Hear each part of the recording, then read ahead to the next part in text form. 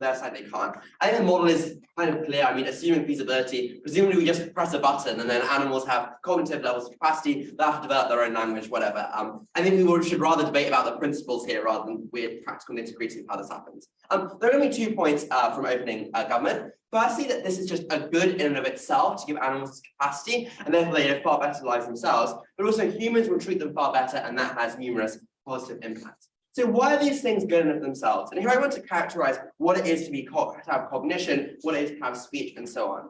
We say that you now have rational thought. You have the capacity as an animal, as a bear or something, to think about the long term, to go against your basic urges that push you towards the instant needs of things like food, that push you towards sex or whatever, and just live those lives. Instead, you can plan things long term.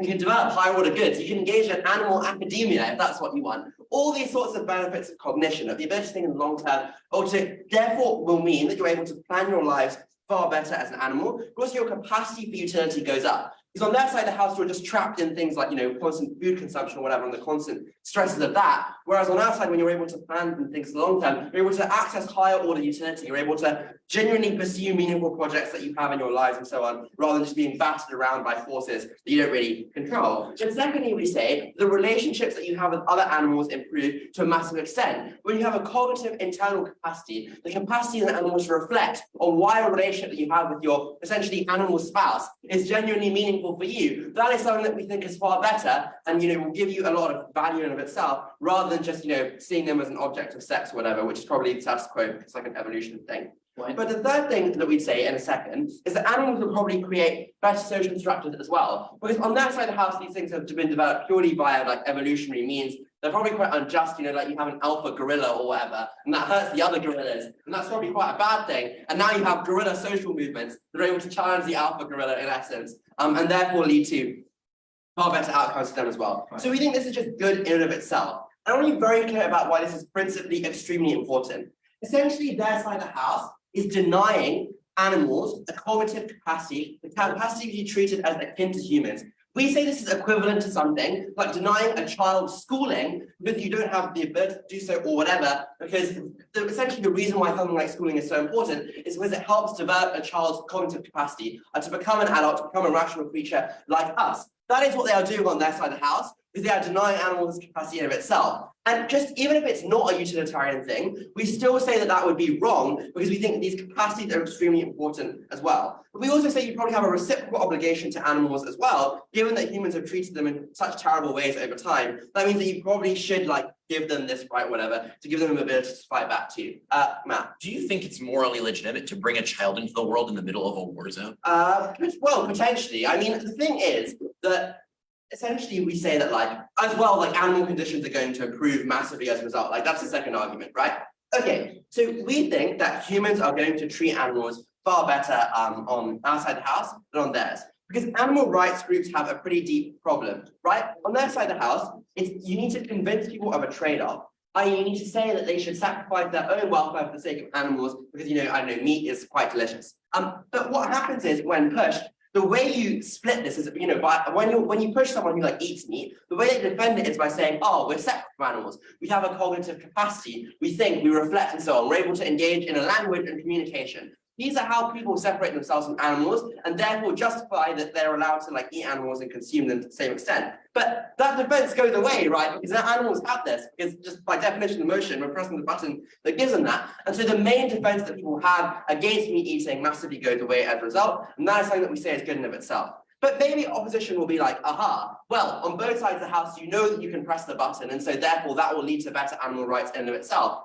I don't think this is true either, because we think that the power of giving animals the capacity of speech in and of itself means that their ability to advocate in and of itself increases far more. The reason is very simple. When an animal themselves is able to communicate these things, that means that they're able to genuinely talk about their life experiences. They're able to do it in an extremely emotive way because they realize what works for other people and so on. And so they're able to advocate for themselves in a really effective way, in a uniquely effective way with empathy. And that can only happen when the animals themselves are doing it, as opposed to humans. And note that given my first point, they probably also collectivize around these goals. So you get all chickens who can now talk, collectivizing and then being fuck you, you're treating us really badly. And then they end up doing far better.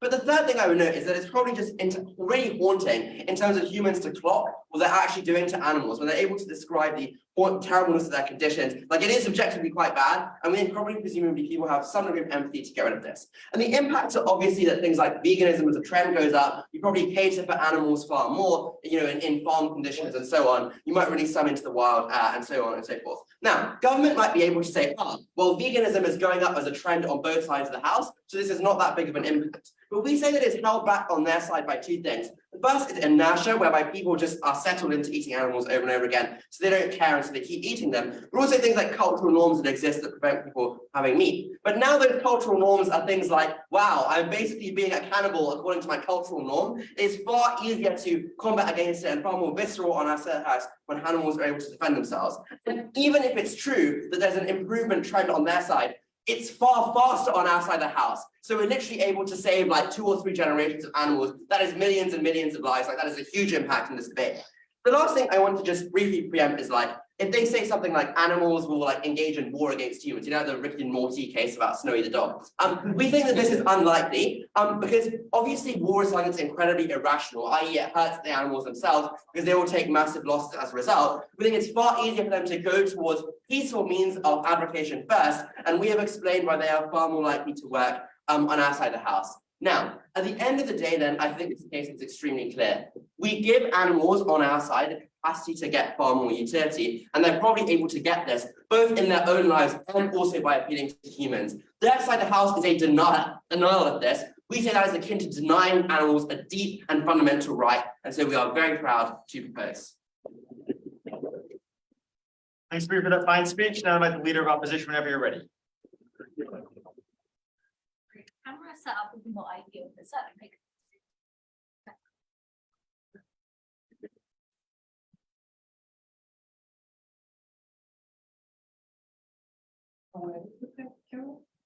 Right? Where is the camera? I'm guessing there somewhere. Okay. Couldn't see me there. That's you can see me. And before it was just showing me because you were a bit further back. 1984.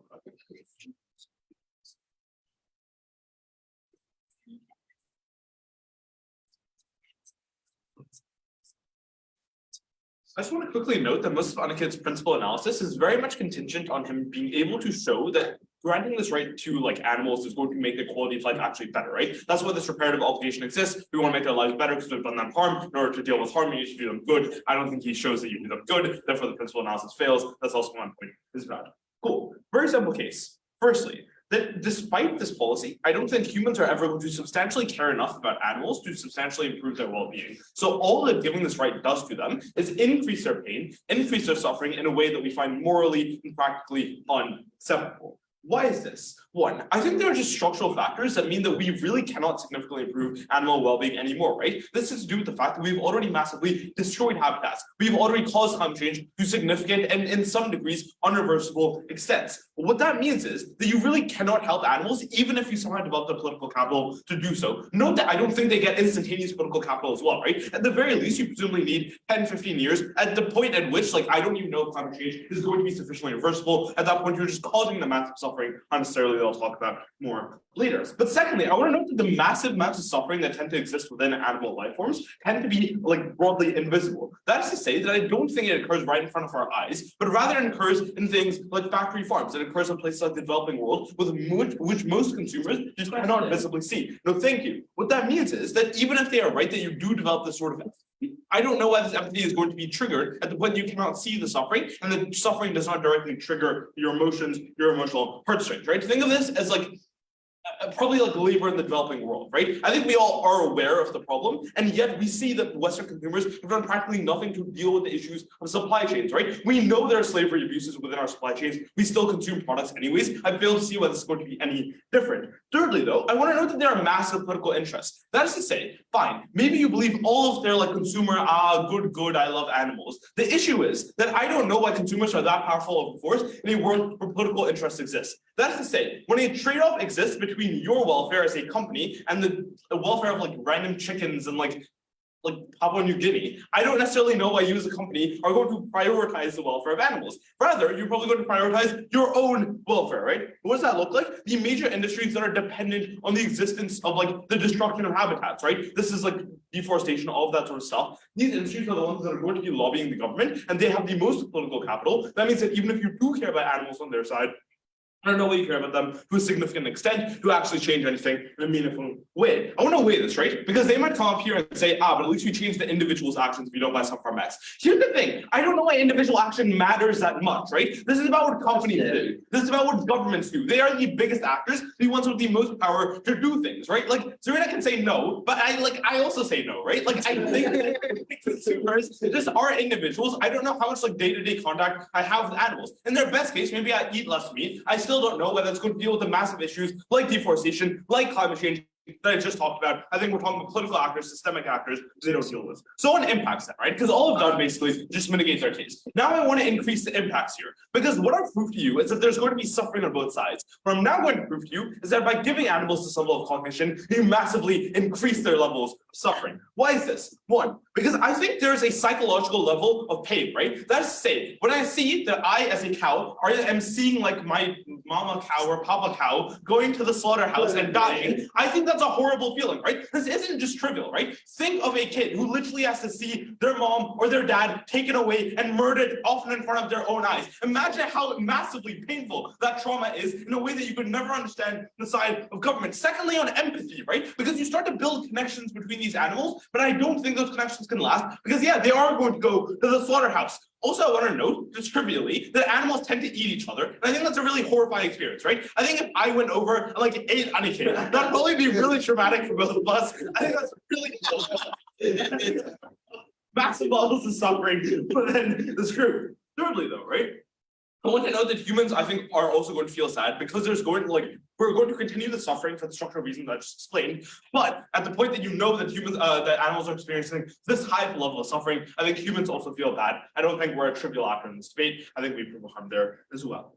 Cool. Note that there are also social dynamics between like animals, right? That is to say that I do think that like certain animals probably think they're better than each other, and like if you have higher levels of cognition, that view is probably going to be advanced, much the same way that like racism and all that sort of stuff, like I think tribalism exists in our world. What I think that means is often you're going to actually get conflict between these animal groups that are really pernicious way, right? I think if you just look at human history and the groups that have had this cognition, they tend to go to war with each other, they tend to kill each other, they tend to come into conflict. I think that's massively harmful because even if they can prove that human agents have more empathy, I don't know why animal agents are going to use this level of empathy to help each other rather than has occurred historically and empirically to harm each other. Before moving on, closing. In the status quo, animals experience suffering, but it is invisible. They experience empathy for themselves. Why is this in any way asymmetrical? You just asserted. Presumably, you have to believe it's asymmetrical to buy anything opening government says, right? If you can already experience empathy and all these sort of things, then I don't know why any of like their guilt mechanisms and stuff are going to work to any asymmetric extent, right? You can't deny for opening, you can't have it both ways.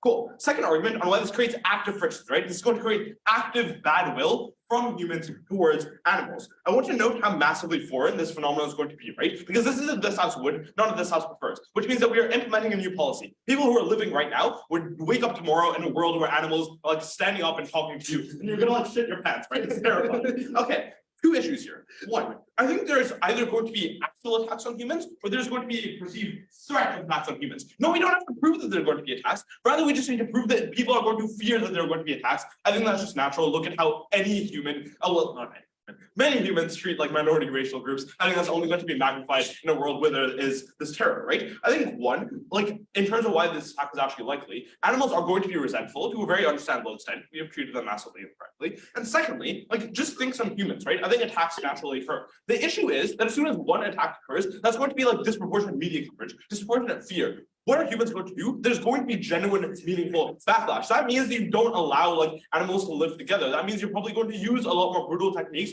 suppressing them, a lot more tranquilizer drugs, a lot more killing of animals to an unnecessary extent because you fear what's going to happen. Secondly, I want to note that, like, in terms of Aniket saying there's going to be war against humans, I don't know if that actually is, but I think there's going to be a fear of revolution at the very least extent, right? But note that this revolution is always going to be unsuccessful because humans have technology that animals don't, humans have resources that animals don't, which means that they're just going to be engaged in a failed revolution that's only going to increase fear amongst human populations, is only going to get themselves killed, and is going to function much in the same way that, like, we are like scared of like AI and all that sort of stuff. We're going to be scared of animals, we're going to treat them poorly for all these reasons. Oppose. Next speaker for that fine speech now by the Deputy Prime Minister, whenever you're ready. Do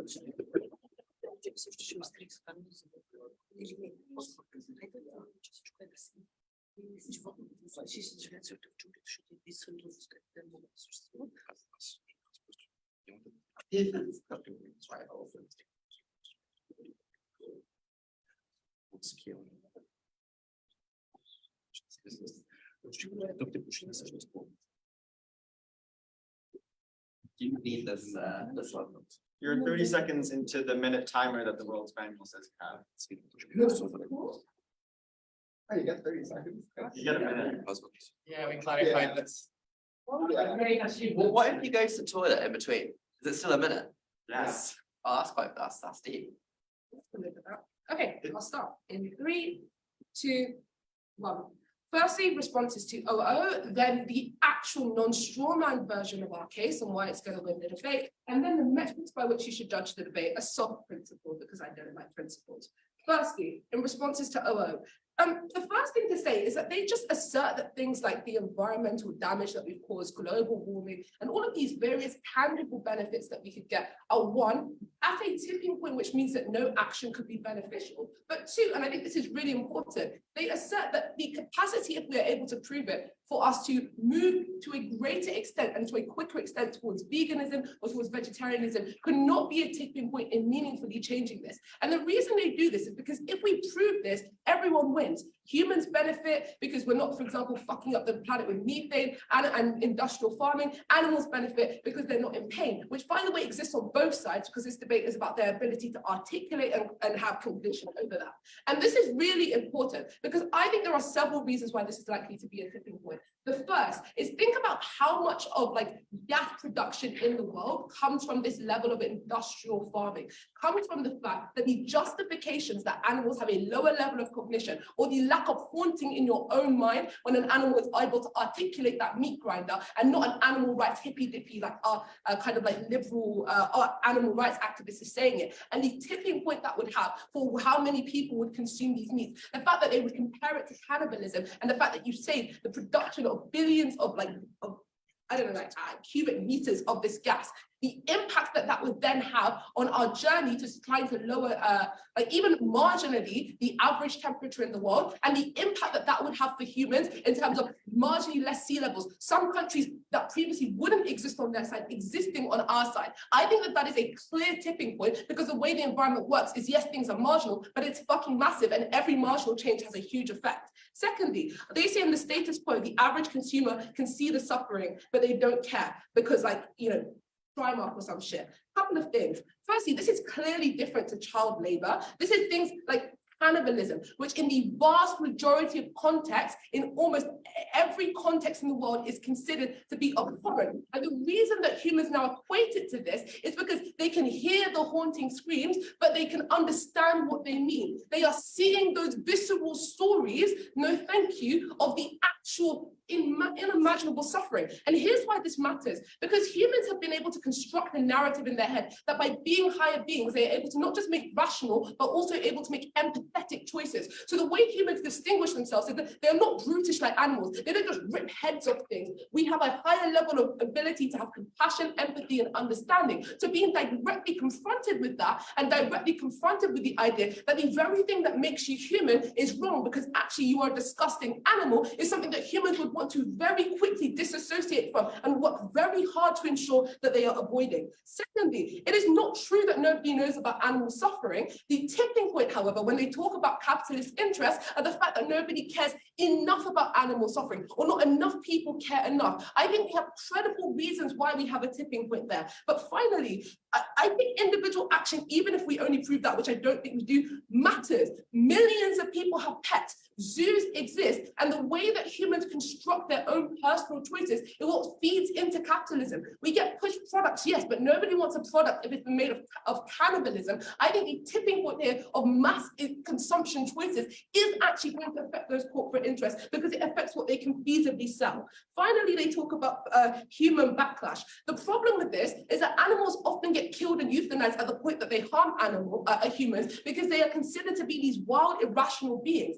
But on our side, when they're able to articulate why they did those things, when they're able to shine a mirror on humans and show that they are just as bad in creating the conditions which led to that, there is far more likely to be empathy. And like, it's not going to be like, people still are self-interested, people still care about themselves. But the relevant analogy is when, for example, somebody who's been disadvantaged commits a crime, you're far likely to see a level of empathy for them in society because we are able to have narratives which understand why those individuals commit those things in the first place. We don't just euthanize those individuals. And I think that that is the level and scale of impact that we are able to get. Okay, what was our case? Firstly, we get benefits within animal structures in terms of their behaviors and their interactions. The status quo problem is that evolutionary randomness decides the optimal behaviors which are filtered by natural selection with animals. But there are two problems with this. One, humans, and this is like a reciprocal duty, humans have fucked animal evolution, especially in the past 300 years, with things like industrialization and urbanization. They've endangered animals, they've increased global warming, which means that these animals haven't been able to evolve to a sufficient extent. But secondly, this requires the mass death of animals for natural selection to occur,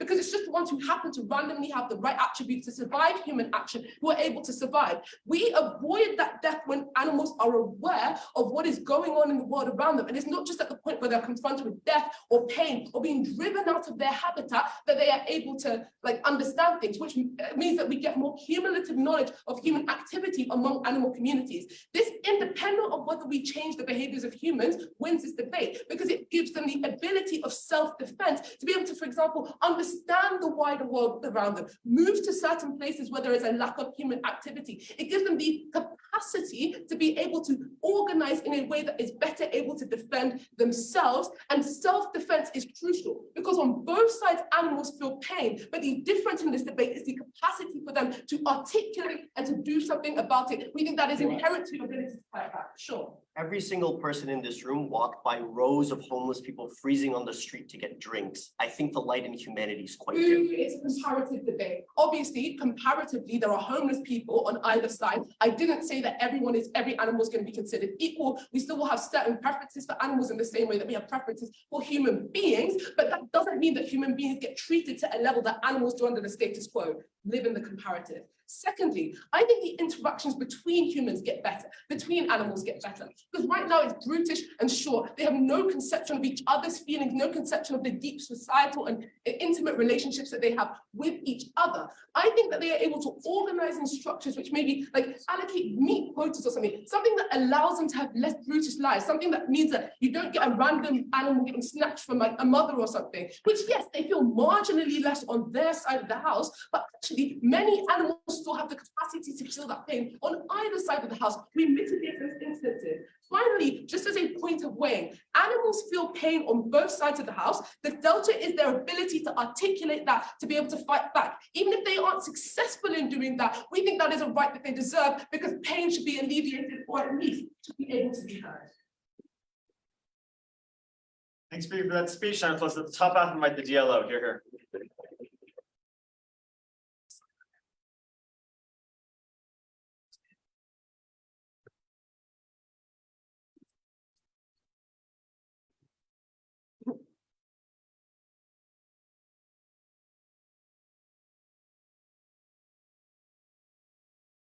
The destruction of the environment and slaughter of millions of animals does not come from evil or indifference. Rather, it comes from privileging the interests of your own community. Much like Indigenous people in Canada, the harms that afflict them are distant and far away, and far off reserves, much like they'll be in factory farms or in forests. And thus, it is incredibly easy to turn a blind eye when it comes to our day-to-day necessities and making our own lives better. Consider here that the extent of us being truly empathetic for animals would be significant. It wouldn't just be about eating meat, it'd be no longer being able to access medicine that comes from animal parts, no longer being able to wear much of the clothing that you are wearing right now, things that by and large we do not believe are optional. And given the fact that you privilege your own community in the arc of human history, I think that the likely outcome of this is just destruction and death. Two things I want to talk about here. First, I want to discuss human empathy, and I want to talk about whether or not the lifestyles of animals is actually going to improve. Second of all, I'm going to talk a little bit about animal society. So first, on human empathy. At the top, I just want to frame this issue of cognition and empathy, because they claim that you can have empathy on either side of the house. First of all, in the status quo, a very, very small number of animals do genuinely have empathy. These are higher developed animals like dolphins or elephants, but the vast majority do not. So this is just a factually untrue claim, and I think everyone as an average intelligent voter can assess and adjudicate that fact. But the second thing that we ended up noting is that being able to rationalize or conceptualize your pain is entirely different. Even if it's the case that I can feel an instinctive sadness when someone I love or care about disappears, when I can intellectually comprehend how much they mean to me, how much I care about them, the bonds that have been created on an intellectual level, it amplifies the degree to which I'm empathetic, because I can understand the significance of that relationship, no thank you, in a far deeper way. Moreover, I can understand my own suffering in a far deeper way, when I can intellectually conceptualize that I'm being oppressed, that I'm disadvantaged, that there's no hope of getting better, and that my life is constantly going to be a pit of despair. They cannot just make some fake debate land or analysis to explain why this is symmetric. This is a huge difference in terms of how animals experience the world. So what do we hear from the opening government? They tell you that we're now going to engage in more veganism. I have 4 different responses here.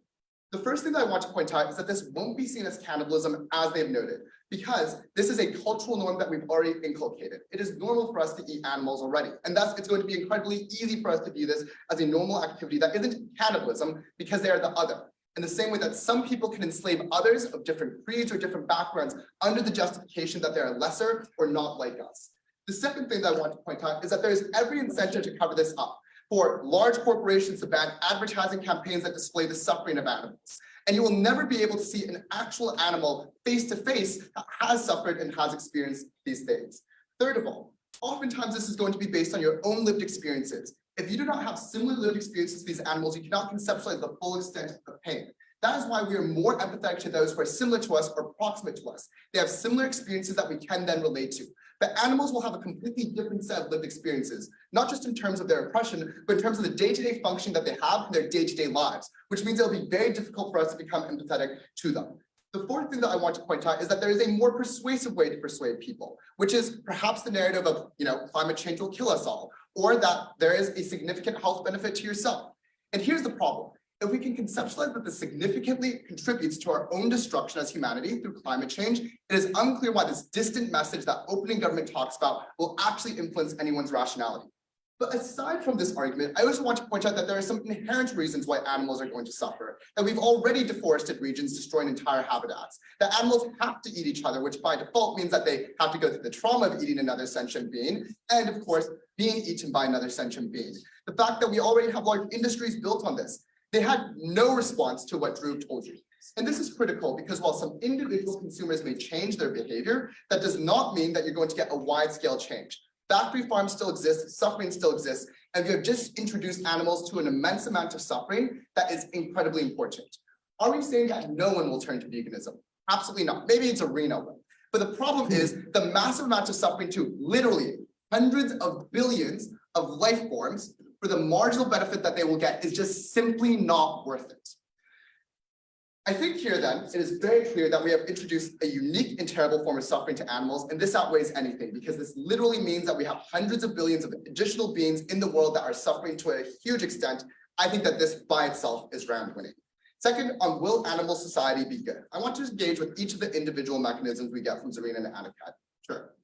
Given feasibility is symmetric, on your side, the justification for why the button shouldn't be pressed must assert human selfishness, which reverses positive trends in veganism and animal welfare, you claim. Or it could be because you think that animals will have a terrible life, that habitats have already been destroyed, perhaps our whole case. Okay, second thing. First of all, they claim that animals can access higher level goods. Two things here. First, it's not clear that higher level goods actually matter that much. People can derive pleasure from sensory pleasures, and there's no reason why that is a worse or better life. They've asserted some philosophy from John Stuart Mill. They have not proven it. But the second thing to point out is if this is true, you can have higher level harms. Grief from someone leaving, the sadness that you feel from a loved one dying, Those are things that are massively impactful, and they need to show that the higher level benefits they get net outweigh it. When we show that the world is increasingly going to be terrible to animals, I think on average, you're going to have more higher order harms than higher level pleasures. Then they say relationships can get better.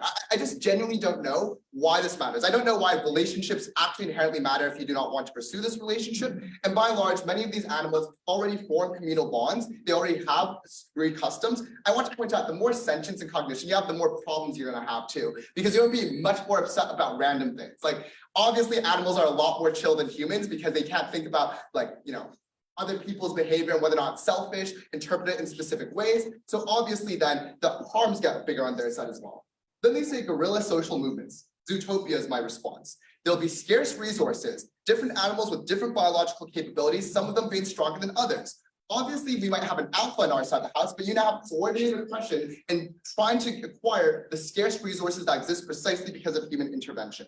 Finally, on self-defense, yes, you can move to a forest, but it's very difficult when you don't have trains or planes. And when people industrialize that forest regardless, you are still in a terrible position. What did Dhruv and I tell you? We told you about futile resistance. We told you about basically War of the Planet of the Apes. Because you anticipate the fact that they might be upset, and very realistically, they may indeed be upset and attack you, there'll obviously be incidents of animal attacks against humans. And the way that we will demonize them is say that we need to stamp down on them, tranquilize them. No response from opening government. This is critical because this means that animals are going to be put in a worse off position. They won't be even given tools to innovate because we're afraid of them potentially uprising, and humans are also going to suffer in the interim. This motion is going to introduce so much suffering for so many people. I'm proud to approve. Thanks for that speech and all speakers for a great top half. Now I invite the member of government up the back after the round. Here.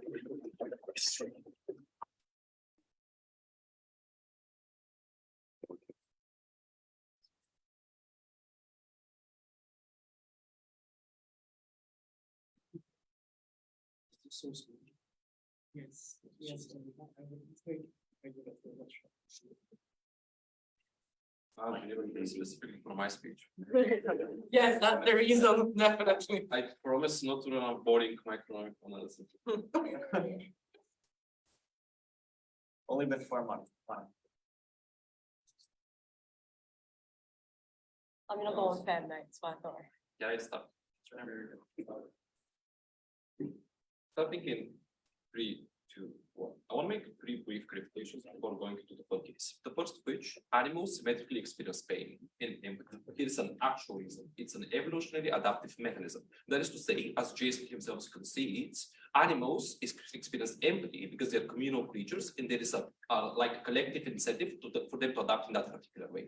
Also, similarly, they experience intense amounts of pain because it's an adaptive response. You experience pain, you have to change the source for you to be able to live altogether. Secondly, animals are going to be less capable of experiencing pain actually on outside, because it's much more terrifying for you to experience pain and not to understand where it is coming from and why this is happening. This is why us humans are so capable of being able to conceptualize pain and to find coping mechanisms. This is how I cope with being in England. Eventually, it is going to end. There is a reason for this. Or I get vocally support from other. Sorry, it's great motions, not a great problem. Anyway, on to the fun extension. I'm going to talk exclusively about dogs, cats, and bunnies, aka domestic animals. Why is this the most important thing within the debate? Firstly, those are the stakeholders that on aggregate are largest in quantity or live the longest lives, or over the long term are going to be living the longest lives. This is so because humans, as they themselves concede, have a selfish incentive only for themselves, meaning, no thank you, there exist massive industries, firstly for breeding specific species and maintaining them and advertising them to people, but secondly, shelters that they specifically take care of those species, meaning the aggregate amount of those creatures is very large and they live longer lives because humans take care of them one way or another. Secondly, compared to other animal stakeholders, for example, OGS industries animals, opening opposition, like charitably, argues that those are going to asymmetrically exist because of evil, selfish human incentives. But I would say this is getting phased out gradually for 3 reasons. The first of which is that the general desire to cut carbon emissions, meaning that you want to reduce the aggregate amount of meat consumption. Secondly, as everyone in this team concedes, symmetrical reasons for you to go vegan or go vegetarian, which means you reduce the aggregate quantity of meat that you're consuming. Or thirdly, the capacity for the industry to become more technologically advanced and efficient. That is to say, we are producing less chickens and pigs because we can pump them with hormones and extract more meat for the same amount of animals. advanced. But I would say that thirdly, compared to animals in the world, I'm going to flip their mechanism for reproduction. Sure, we don't care about them, they're going extinct. Almost all like species are either extinct or on the verge of extinction. And secondly, no thank you, cognition is insufficient for them to collectivize if opening opposition themselves concede that selfish humans don't care about them or cannot save them at all, even if they're marginally donating towards such causes, for example, rhinos or whatever, which means most of the species are going to die out and they cannot actively collectivize. If opening opposition again concedes that animal like competition, natural selection is going to continue to exist, even if you have competition, meaning that the most important stakeholders are domestic animals. Now, first burden. Why domestic animals who continue like not rebel, not create their own kingdoms, why they are likely to continue to stay with humans? 3 reasons as to why this is the case. Firstly, the industry is likely to adapt, meaning they're likely to indoctrinate them from very small age that they have to be domestic animals for humans. The second reason is that in many cases, even if you have cognition, you still want to be a slave to humans because it's just convenient. Like intuition, your cats and dogs are not running away, or they're running in 5% of the cases. This is so because even though they understand how the world works, they still have more primal desires to find comfort, a secure source of food, and generally speaking, to feel comfortable. In many cases, relationships with animals are mutually beneficial. That is to say, you love your dog, it loves you back. So likely in many cases, it's not likely to run away, meaning that there isn't a massive disruption. Now, why is this important? First, on the process of getting an animal, I would say that there are some structural problems with getting an animal, not like getting an animal, but getting the right animal. Because in many cases, firstly, many people don't realize the actual cost and commitment that they have to make. This changes because now animals can more actively express their preferences, desires, what they expect out of you. It's a mutual commitment, which means you can more understand the magnitude of what you're supposed to do for those particular animals. It's much more persuasive coming from them than coming from like a vet person. But I would say that, and this is important, because if they don't express that, you are likely to abandon them. Many people massively get cats and dogs and then abandon them after a year or after a few months, just massively emotionally scaring for those animals, which is a harm on its own. But secondly, it reduces the compatibility they have with fusion partners because they have been like massively emotionally scared. But secondly, this means that you get a more emotionally or intellectually compatible cat and dog. And this is massive because in many cases, people just have sunk costs. I'm going to retain that cat or I'm going to retain that particular dog, which means if it's not incompatible, this means you're more likely to not abuse it, but not treat it in the best way possible, to be more negligent towards it, or to have a more antagonistic relationship that just makes your life actively shitty. I'll say that second, this is preferable for you to be able to have a much more meaningful relationship with your animal. The first thing that I would just generally pose is that in many cases, the ability to voice out your preferences, concerns, and everything else, I'll take you in a second, actively means that you are able to save yourself all of stress, all of inconveniences, and all of money. And here I think this point is entirely based on illustrations because there are a lot of examples. In many cases, for example, animals cannot actively express that there is something wrong with them. They cannot express their pain, meaning that you find two out that they have a certain condition, which means they either have shortened lives and this severely cuts your relationship, or you have to pay massive amounts of sums, which either means that you're going bankrupt in many cases because you care so much about your pets, or secondly, this actively means that you incur a massive financial harm, or secondly, you are unable to understand their particular behavior, which means you're more likely to mistreat them, or you're more likely to get fucking pissed and get fucking stressed about it. And there are other examples in which your inability to communicate what specifically they want and just guessing on science and reading and watching YouTube videos is insufficient for you to be able to understand and have a meaningful relation, considering that firstly they're able to communicate, but also you are likely to foster a relationship in which you encourage communication. This is likely to mean that on our side we have a better relation with those domestic animals. Before I continue, take questions. Is it humane to take to own a sentient being and provide them absolutely no rights other than whatever you want? Yes, if it consents, it's completely normal in my opinion. Like we have proven it. If they consent, it's completely fine. And we have given reasons as to why it's going to consent. If it doesn't consent, it can run away. We have just basically said that in the vast majority of cases, it's not going to disrupt the industry. Second, it deepens the emotional connection we have with the animal. People are used to communicating with other people, meaning the primary way through which they get validation, express their love, is expected to be vocal, which means you feel guilt when you're talking to your animal and you feel as though the animal doesn't love you enough, or you're not sure if it loves you enough or appreciates you enough when you're actually doing this. Meaning that we're better able to get a deepened communication. That is to say, they can actively express that they love you, that they appreciate you, or at least you're able to talk out specific issues if they're actively avoiding. I think this is especially crucial at the end points of your life because many people feel a massive emotional trauma if they're unable to say what they wanted to their animals or are unsure whether it understood them in their final passing moments, which is very traumatizing for people. Who does it affect? First, a massive amount of people that have animals that are their only companion because they're mostly introverted, because they have previous relations with problematic people, because at times in their life they have nobody else because they're socially isolated, or because they cannot always rely on friends, but they can always rely on animals, which means that it's a massive source of utility for people, but also for animals. On all those grounds, it's the most certain impact, the most important stakeholder of both propositions. Thanks, Speaker, for that speech. Now by the member of opposition, whenever you're ready, you're here.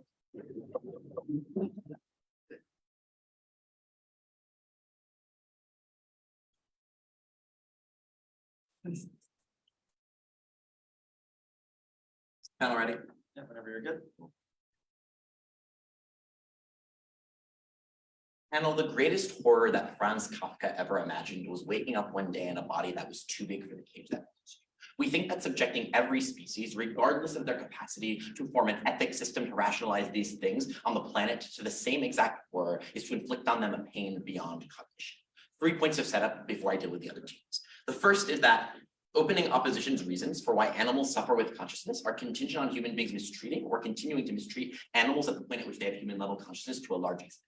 Now, opening opposition does a good job of justifying this, but OG can reasonably claim that this does something to close the empathy gap, at least in some circumstances, as Jason concedes, among some animals and some humans. Our extension will sidestep this question entirely and explain why even with the best of intentions, animals will continue to suffer, and this button push will inflict massive amounts of pain on them. The second piece of framing is that there's somewhat of a tension in the opening opposition case that is unresolved at this point in the debate. Opening opposition says that animals will feel horror at hitting another animal. This is plausibly true in some instances, but plausibly animals, particularly animals that have biological necessity to engage in things like autocannibalism or parasitism, would likely develop differing moral systems that account for biological necessity. In the same way that for a long time, human beings were able to justify, things like eating animals, for example, by the virtue that they needed meat and they needed nutrients to do so and had no plant substitutes to replace that. It is likely that similar moral systems would develop that mean that the horror of autocannibalism and things like this probably aren't going to be the largest impact in the debate, even when they're true.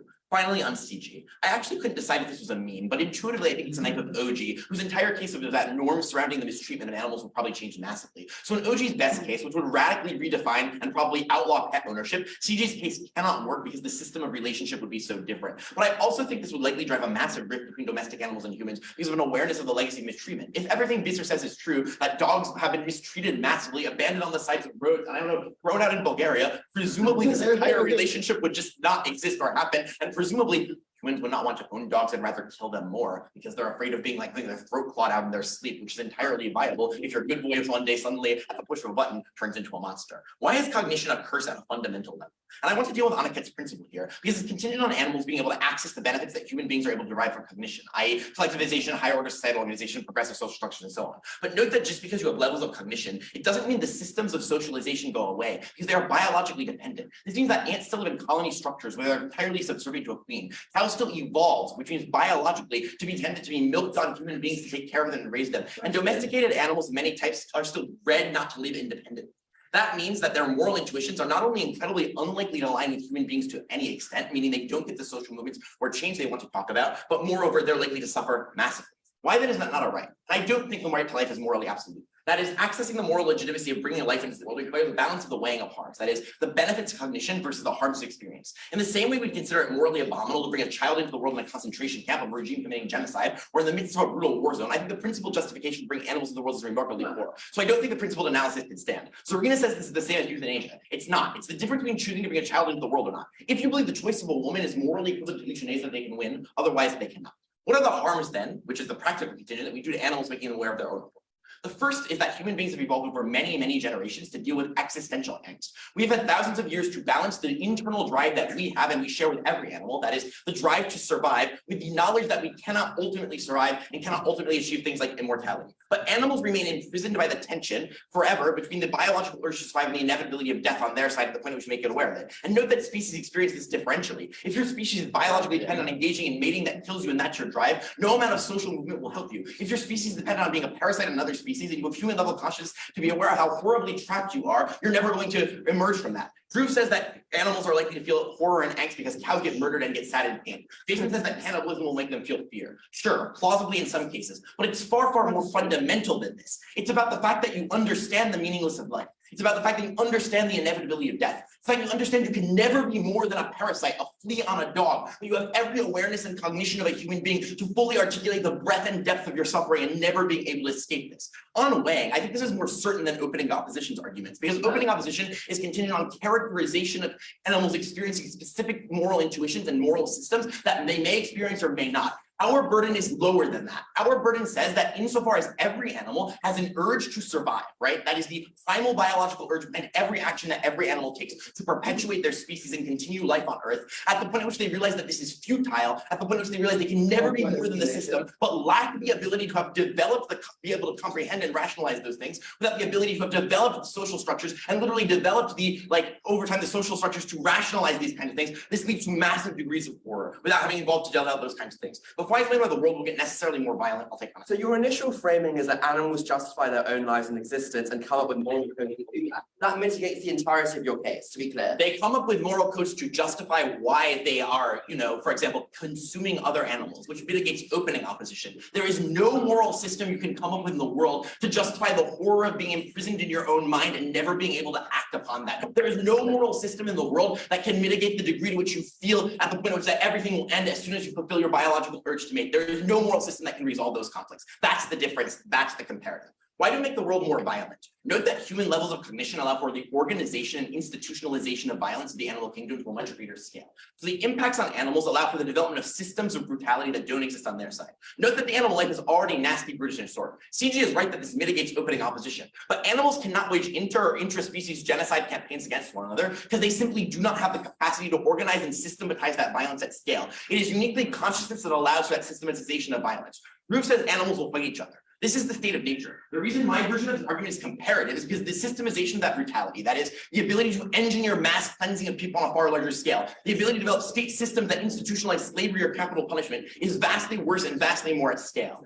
As a leading intuition, human beings have had higher order consciousness for 10,000 years. Not only was one of the first things they did when they gained sentience the genocide of Neanderthals, but empirically human beings have become vastly more violent towards one another over the past 10,000 years. The second claim I want to make here is why this fucks over the world. This takes gov teams at their very best, which is that advocacy leads to some tangible benefits for some human animals. The first is that competition over scarce resources necessarily becomes far worse because human level cognition allows for resource exploitation that competes with human beings. So at their very best, competition harms humans and animals. When animal rights becomes a zero-sum trade-off, even if human beings want to prioritize this degree, it requires more resources than the planet can support. The cost-benefit trade-off with human beings means it's necessary that we afford greater primacy to the moral agents that are closer to us. This means it's highly unlikely that these people benefit. It means it's highly unlikely that in a world consumed by climate change, these people become progressive. The second thing I think this does, it fucks over many countries' supply chains. Many countries are still dependent on eating meat. If they're correct and they stop eating meat as a result, they would collapse economically. This suggests they will not stop eating meat, so their benefit doesn't accrue. The final thing I think is that this backlash is likely to be vastly. Animals with cognition will be played on paranoia. That is, median voter will see as a threat everywhere. Ahmed can explain more of that. I'm funny though. Thanks to you for that speech. Now invite the government whip to close out the gov case. Here, here.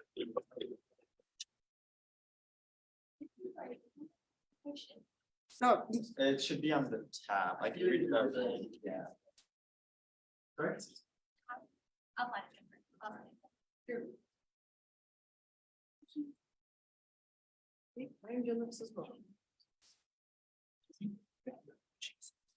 I'm never good saying anything mildly critical of you.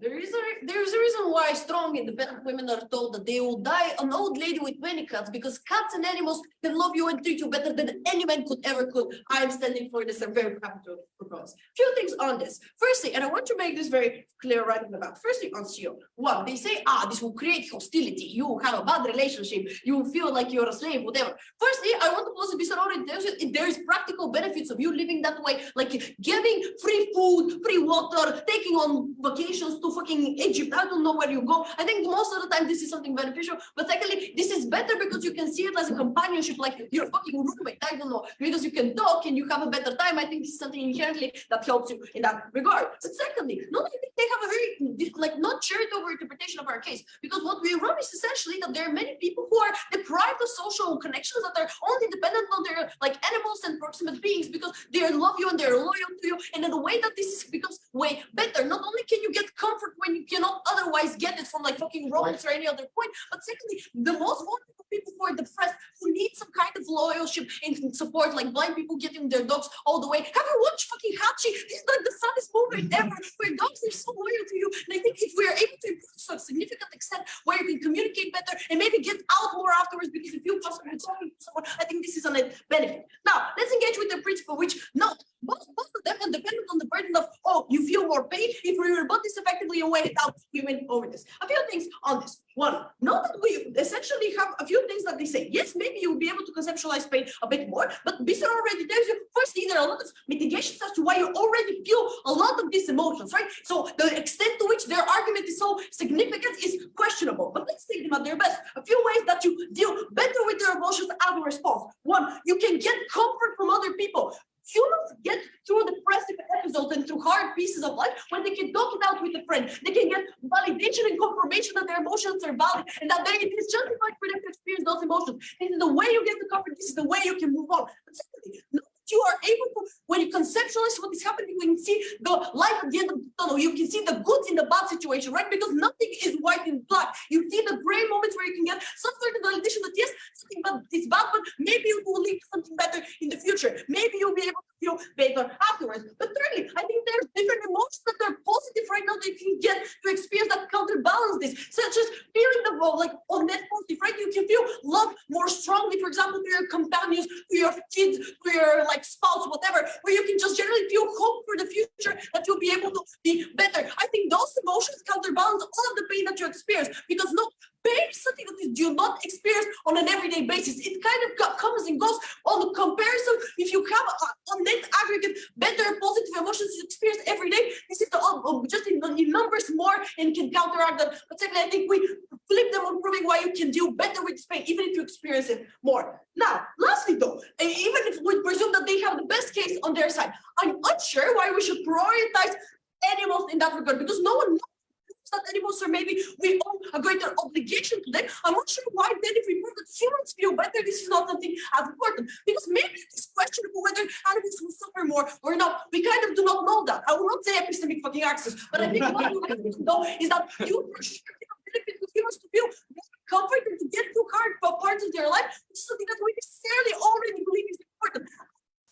For thousands of years, we prioritize the well-being of humans. I'm not sure why we shouldn't continue to do this.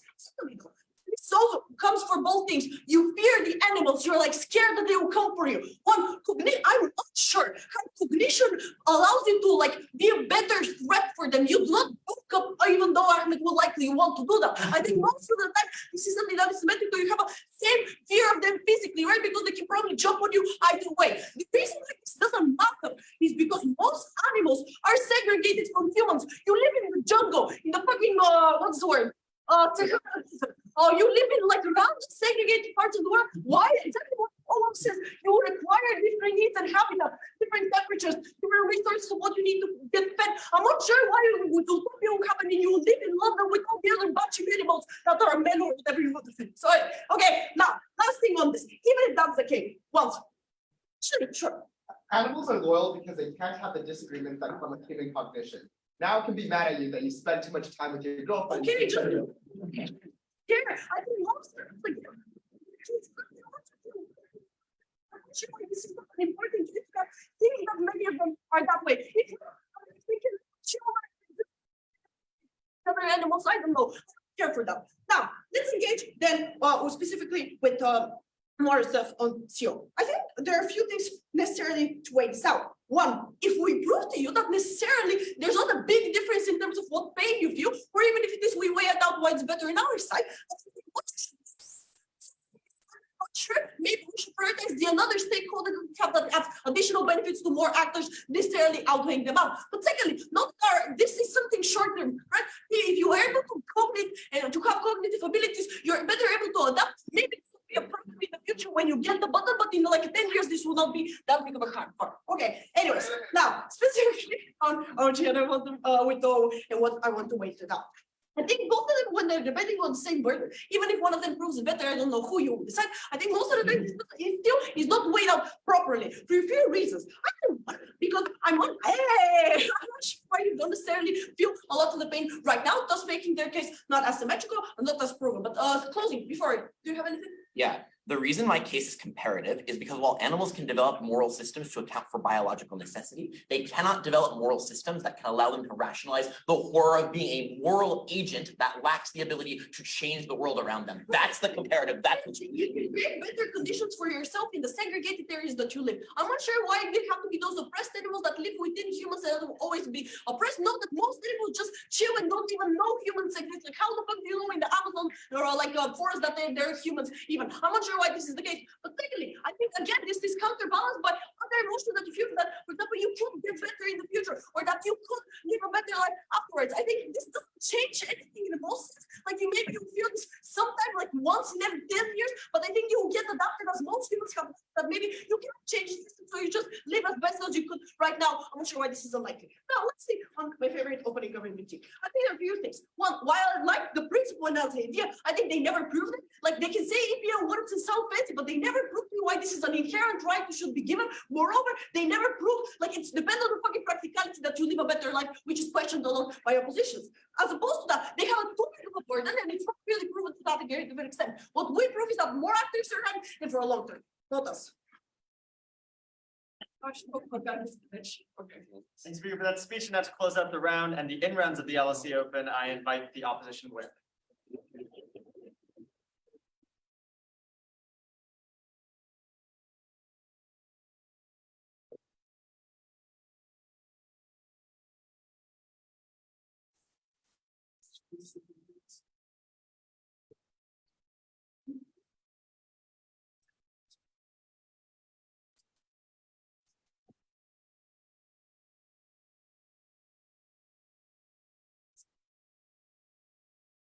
Everybody ready?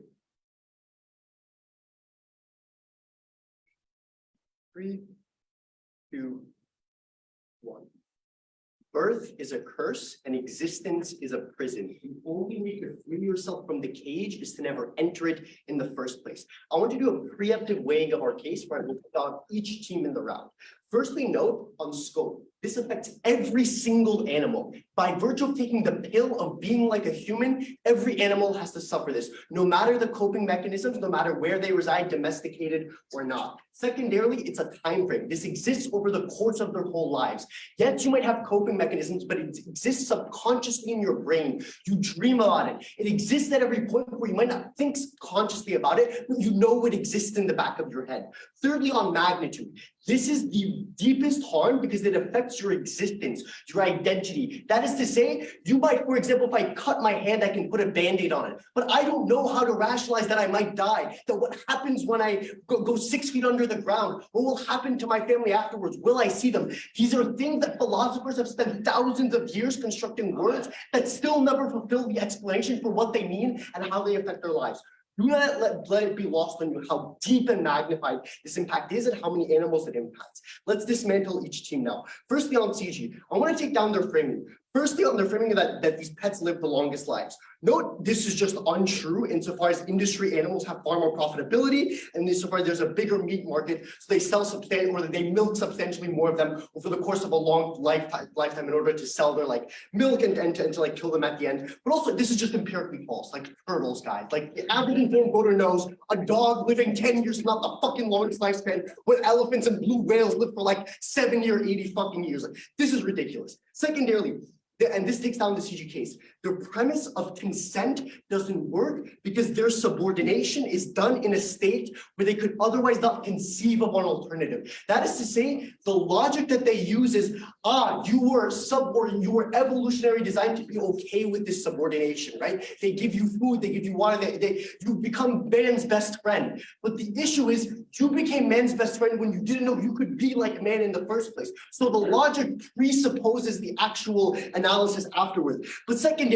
even if you don't buy that, the hostility gets substantially worse. Why? Because of a threat and uncertainty. That is to say, the relationship between the human and the pet was that I am the owner. I am the one who can do things that they cannot. I am the one that can tell them, sit down, do not talk back to me, stay in your leash or I will not feed you. You cannot change this relationship, or if you try to change this relationship, the bond breaks down because it ignores the assumption that both parties entered into that bond in the first place. So in other words, I think it's comparatively more likely to be hostile where they needed substantially more analysis to justify it. But also, if they run away, then you just get all of the harms that and also we have on our side. So our impacts are still like contingent, even if they exist within that state. Because even if you're a man's best friend, you wonder, will he love me after I die? What happens? I don't know. So the existential harm even exists in their best case. Now on the responses to us, they say that there's coping mechanisms, the same way humans have human being or like other people to say that they love you or they make you forget about death sometimes. No. It's a cope. It is never a solution to the magnified impact that Matt told you. So at best it is mitigatory. They never quantify how much that mitigation is. How often can you have conversations? That is to say, people get bored of trying to reaffirm you that your existence is fine if it's temporary. So I don't know exactly how large the mitigation is, and they never do that to explain it. But also, there is no coping mechanism for the trap of existence. That death is inescapable, that you have dreams you don't know if you're going to reach. It's not just death. I want to make this clear. It's the trap of existence and you not knowing what it means in the universe, not knowing what to do with it. But also, like, if it's true that there's coping mechanisms on their side too. That is to say, if it's true that most pets don't run away, most pets find owners, then the impact of their own fucking harm is mitigated by their own analysis. And that those coping mechanisms otherwise exist via biological evolutionary means to allow it to cope with it. That if a dog gets hit, it forgets about it and then like goes to the owner again. So they mitigate their own case. But also on weighing, I want to be clear on the weighing.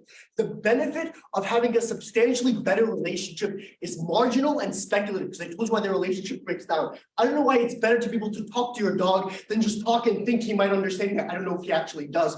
Versus the actual implication that even if it's not every dog, but a lot of dogs will be trapped in the bodies, not knowing why they can't walk or be as powerful as human beings that own them. CG out. Let's take out OG. Note a lot of their. I'll take you in a sec. So on OG, note their principle is one, the reciprocal obligation is contingent on the practical. If I disprove the practical, I disprove that. Secondarily, they say it's wrong to deny them this right, even without utility. They never explain why. That is to say, they never explain why it's wrong, even if it makes their lives worse. They say, firstly, that you can have the capacity to defend yourself and move somewhere else. So even if not in the best cases, here's the difference. This is not contingent on communication or cognition. It's biological evolutionary means of self-defense. That is to say, if you were in an area where humans are stepping on the anthill, you know to move to a different area. So their mechanism is not unique to the actual motion. So their only defense, self-defense analysis is on advocacy. So being able to build bridge an empathy gap that has never been done before. To their credit, this might be done and is different than the existing veganism. Why is this unlikely to materialize? But I'll take them first. According to your POI, the reason cognition is awful is because you have no power to change your position in the world. If true, assuming feasibility, would you remove cognition and speech from marginalized groups who continue to have an influence on society? I would no. This is where it might affect opening. I would remove the capacity to cognition for everyone because it's inherent to the existence. That is it. It's not just about not knowing what to do in the world. Like, yes, you might get a promotion or a job, but the point is, it's existential to the point where you can never know the fullest extent of your potential. Every day you wonder, could I have more? I'm on a hedonic treadmill, or what happens when the hedonic treadmill ends and I end up dying? It is far more deep what Matt gave you. Let's dismantle their advocacy now. They presume that you collectivize. That is to say that every animal is now on the same page or on the same side. And why do they do this? They say, because we're now rational. No. Human cognition does not equal rationality, because every human would be rational. If humans are not rational, I say they have different social movements. There's a reason why there's violent versus non-violent movements, and they have similar experiences. Why is it likely? That is to say, different experiences and identities, i.e. an ant that was fed by the queen, but an ant that was not, might make one more aggressive, or a dog that has a good owner versus a bad owner might be substantially more or less aggressive. So it's unclear why they collectivize at the same page, but also they presume they're fully rational. Why not? One, they haven't had the decades or centuries to develop the skill of rationality. They only have the talent. Secondarily, coordination is hindered by human systems that try to isolate them. And thirdly, they have a prisoner's dilemma. I don't know if the other animals are going to fight against the humans and try to steal their wealth. So I'll do it first. So this is more structural than the rebuttal that opening opposition gave you. Matt already weighed against opening opposition, so I don't have to. Don't enter the cage. Thanks, speaker, for that fine speech, and all speakers for a great round. This is a closed round, so we will not be giving you a go chill out, get coffee, and good luck to the break. Cheers. All right, we definitely take 2 minutes. Can I just ask you guys?